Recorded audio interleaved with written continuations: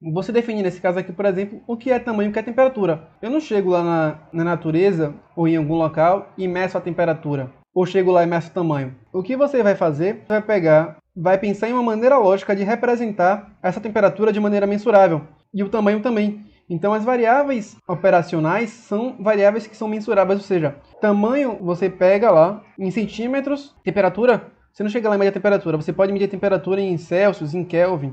Então você pode escolher uma medida de temperatura e utilizar um método específico, mensurável, para fazer esse cálculo. Então, variável teórica, você só pensa nas variáveis como você organizou na sua hipótese. As variáveis operacionais são variáveis que são mensuráveis, que você vai coletar diretamente. Então aqui é a medida centímetros, aqui é Celsius, e você vai utilizar uma coisa para representar o tamanho, que seria a altura. Agora, digamos que você operacionalizou. Você tem temperatura em graus Celsius, achando conforme aumenta a temperatura, a variável operacional, que representa a variável teórica, a temperatura, está aumentando a altura, que representaria o tamanho. Então, conforme aumenta a temperatura, está aumentando o tamanho. Quando você tem um monte de x assim, você está verificando a relação linear e um efeito. Se você, por exemplo, fizesse um teste estatístico aqui, você ia achar um P significante, que eu vou falar mais no tópico 3, e um R quadrado, que seria o quanto esses dados aqui são explicados pela reta, que o máximo é 1, você achou 0,95, então é ótimo. E o valor de P quanto menor, melhor. E aqui o valor de R quanto mais próximo do melhor. Então, nesse trabalho aqui, você achou um resultado super relevante. Porém, você pode ter um erro chamado erro do tipo 3.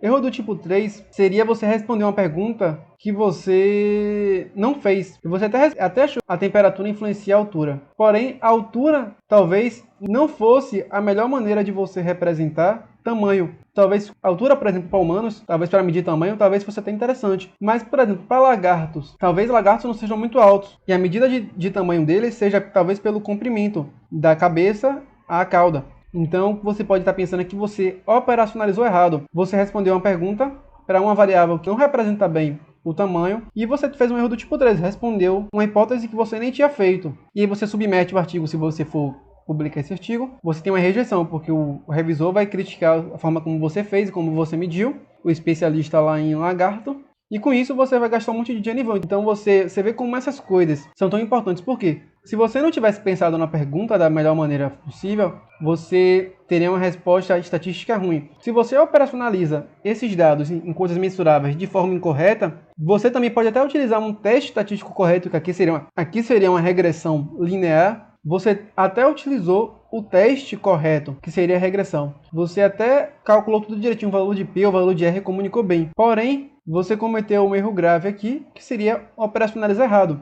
Então, qual é a conclusão que eu tenho? O teste correto para a variável operacionalizada de forma errada não adianta de nada. Não adianta você fazer um teste bom se você não tiver planejado o seu trabalho bem. E estatística não salva trabalhos mal planejados. Por isso que é importante pensar nesse processo enquanto você faz o trabalho. Então, a forma correta aqui, para meu mundo imaginário aqui, temperatura influenciando o comprimento. Então você operacionalizou corretamente, e agora que você operacionalizou corretamente, se você obtiver aqueles mesmos resultados da outra vez, você vai ter uma conclusão lógica, vai ter um trabalho publicável, vai conseguir um ótimo rendimento na sua iniciação científica, no seu mestrado, na atividade estatística que você estiver utilizando.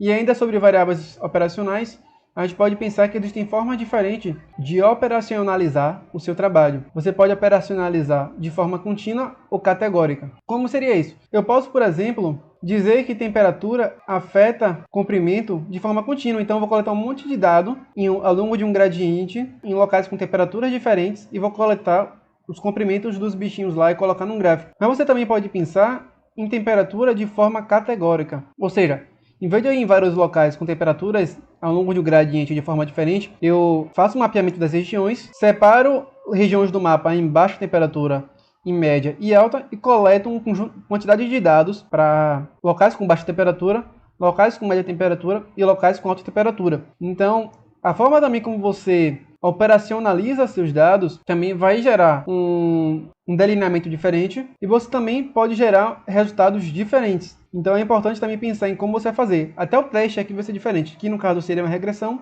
e aqui seria a nova. E aí você teria 9 pontos aqui ao longo do gradiente, aqui você tem 3 pontos concentrados em 3 locais com níveis diferentes. E aqui, por exemplo, se coletou um ponto aqui em 20, um comprimento de um bicho, de um lagarto, em 20 graus, depois você coletou um em 23, depois coletou um em 25, depois coletou um em 35, um em 40 e assim sucessivamente. Aqui não, você separou um local que vai de 20 a 30 graus, que você considera como baixa, então regiões que tem de 20 a 30, independente de um local ter 20 e o outro ter 30, irei considerado baixo, independente do padrão que foi encontrado, ele vai ser colocado um em cima do outro aqui com base no resultado. E aqui não, aqui você poderia ter um indivíduo com comprimento 20 e no 30 você teria outro resultado aqui. Já aqui não, aqui você teria o mesmo resultado que no 30 e 20 em cima do chamado nível do fator, que seria esse eixo X, na parte baixa, um ponto em cima do outro ponto. E aqui você separou categorias, por exemplo, de 20 a 30 você colocou baixa, de média seria de 31 a 40 e acima de 41 você considera a temperatura como alta. Você tem diferentes formas também de classificar isso. E o que é importante, você também poderia, por exemplo, utilizar aqui contínuo e o eixo Y você poderia colocar como categórico. Assim como você também poderia colocar categórico em cima e embaixo, no eixo X e Y, e você teria diferentes testes para diferentes formas de você operacionalizar esses dados. E o que é importante? Na verdade, a forma de coletar os dados aqui, como eu já falei, vai mudar a depender de como você organizar esses dados. Então, por exemplo, aqui você coletaria os dados distribuídos de forma aleatoriamente ao longo de um gradiente. Então, você pegaria qualquer pessoa, qualquer indivíduo, qualquer lagarto ao longo de um gradiente. Nesse caso aqui, você pegaria lagartos ou pessoas, no caso se fosse pessoas o seu eixo Y, aleatoriamente somente nos grupos. E qual é a questão disso? Essas categorias aqui escondem padrões. Aqui você não está tentando estabelecer categorias pré-definidas o que você acha interessante. Por exemplo, aqui embaixo eu poderia colocar de 15 a 25 ser categoria baixa, de 25 a 35 categoria média e alta de 36 para cima. Então você poderia categorizar de maneira diferente, de forma como você acha que deve ser categorizado. E se você pegar amplitudes diferentes, por exemplo, o valor mínimo e máximo daquela categoria de temperatura para coletar nesse local, você vai achar resultados diferentes, já que as categorias elas mudaram. E essas categorias elas são geralmente categorias arbitrárias. Até porque eu poderia, por exemplo, separar aqui em baixo e em alto apenas, esquecer o médio, e aumentar as amplitudes aqui. Eu poderia colocar baixa, média, média alta e alta, ou eu poderia fazer categorias de forma diferente. Então essas categorias elas escondem padrões, além de ser escolhas arbitrárias. Uma exceção para isso é quando você tem muitos dados. Então, quando a pessoa tem muitos dados, talvez seja interessante ela categorizar, porque você vai ficar com uma nuvem de pontos muito grandes aqui distribuída ao longo do gradiente e você não vai conseguir enxergar nenhum padrão. Então a ideia que é interessante quando você coloca em categorias é quando você tem muito dado, você utiliza um teste para capturar apenas a essência daqueles dados, para saber os locais onde tem mais pontos nessa nuvem de pontos.